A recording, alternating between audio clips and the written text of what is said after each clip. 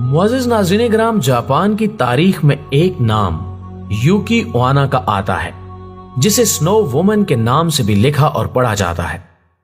कहा जाता है कि खातून की तरह दिखने वाली ये मखलूक बहुत सी ताकतों से माला माल थी, जो आम इंसानों को दंग कर देने के लिए काफी है। 17वीं सदी ईस्वी में जापान पर राज करने वाली इस मखलूक की दास्तान सुनकर यकीन करना मुश्किल हो जाता है।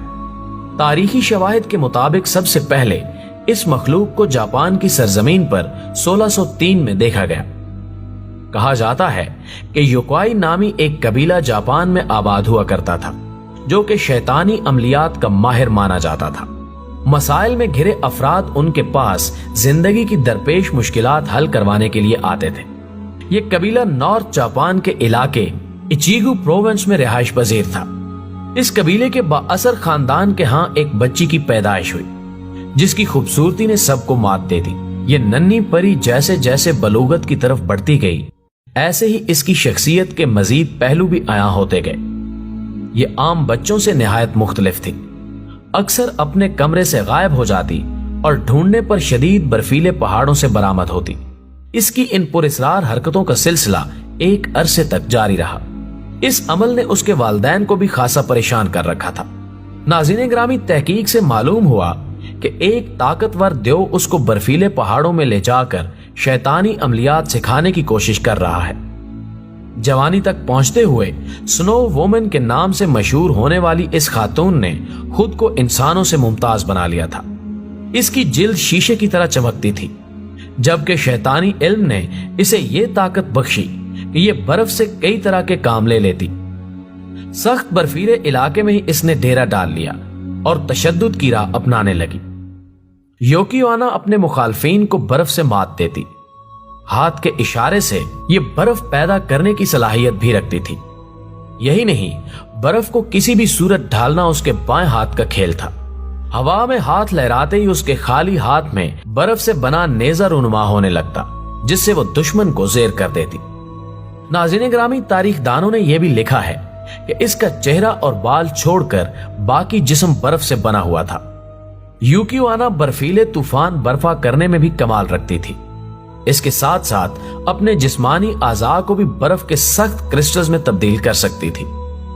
अगर कोई भूला भटका उन बर्फीले पहाड़ों में खो जाता तो यूकी ओना के हाथों मौत उसका मुकद्दर होती।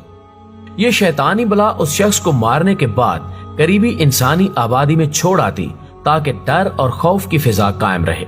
जापान के चंद बर्फीले पहाड़ों के दामन में मौजूद गारों से बर्फ में धंसे अफराद मिले हैं, जिन्हें इसी शैतानी ताकत ने बर्फ में मुंजमद करने के बाद उन गारों तक पहुंचाया था। मुअज़्ज़िज़ ख़वातीनो हज़रात, इस पुरस्कार शख्सियत की रुदात जापान की तकरीबन सभी रिवायती किताबों में मिलती है। एक सदी तक कहर ढाने वाली यूकी ओना ने बेशतर बेगुनाहों को मौत के घाट उतारा, हत्ता कि उसने अपने कबीले वालों को भी बेदर्दी से कत्ल किया, और यही अमल उसकी अपनी मौत का सबब बना। कबीले के एक शख्स ने शैतानी अमलियात से चंद ताकतें हासिल की और बर्फीले इलाके में यूकी ओना की रिहाइशगाह पहुंचा और उसे चालाकी से मार डाला। जापान की गलियों में आज भी इसका डर बाकी है। आज भी जापानी ये ख्याल करते हैं कि यूकी ओना जिंदा है और वो कभी भी वापस आकर तबाही की नई तारीख रकम कर सकती है।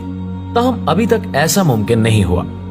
आने वाले वक्तों में क्या ऐसा मुमकिन है, इस बारे में कुछ नहीं कहा जा सकता। नाज़रीन, अब बात करते हैं एक ऐसी हौलनाक कहानी की जिसे जापान की तारीख में खासी अहमियत हासिल रही। 1970 और 80 की दहाई में जब जापान एक तरफ तरक्की की राह पर गामजन था, तो दूसरी तरफ जापान का कुछ हिस्सा खौफ और डर के साए में जी रहा था। डर एक ऐसी चीज का जो हकीकत में वजूद रखती थी या नहीं, कुछ नहीं कहा जा सकता। खौफ उस खूबसूरत बला का जिसकी दी हुई मौत इंतहाई दर्दनाक हुआ करती थी। एक ऐसी रूह का जो जापान की गलियों में वहशत फैला रही थी। उस बला का नाम सुनते ही जापान का बच्चा बच्चा कांप उठता था। कुची साकी ऊना जापान की गलियों और सुनसान रास्तों पर ज्यादातर बच्चों को अपना शिकार बनाती थी। ये खूबसूरत बला अपने चेहरे को मास्क से ढांपे रखती थी। स्कूल से छुट्टी के वक्त इस बला को शिकार करने का बेहतरीन मौका मिल जाया करता था।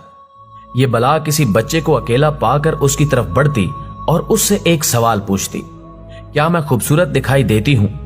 सुनने में यह सवाल बेहद आसान लगता है, मगर कुचिसाकी ओना के मुताबिक कोई भी उसके सवाल का जवाब नहीं दे पाया। इस सवाल के बाद अगर कोई जवाब ना में देता था तो कुचिसाकी उस पर कैंची से वार करके उसे मौत के घाट उतार देती थी, और अगर जवाब हाँ में दिया जाता तो वो अपना मास्क उतार देती थी, जिससे उसका डरावना चेहरा वाज़ेह हो जाता था। इसके चेहरे के दोनों अतराफ से मखसूस किस्म के कट से खून रिस रहा होता था, जिसे देखकर अच्छे भले इंसान की रूह कांप उठती थी। इसके बाद कुचिसाकी अपना सवाल फिर दोहराती, क्या अब भी मैं खूबसूरत दिख रही हूं? अब की बार जो भी जवाब मिलता उसके बदले में कुचिसाकी की तरफ से एक ही सजा सुनाई जाती, और वो थी मौत।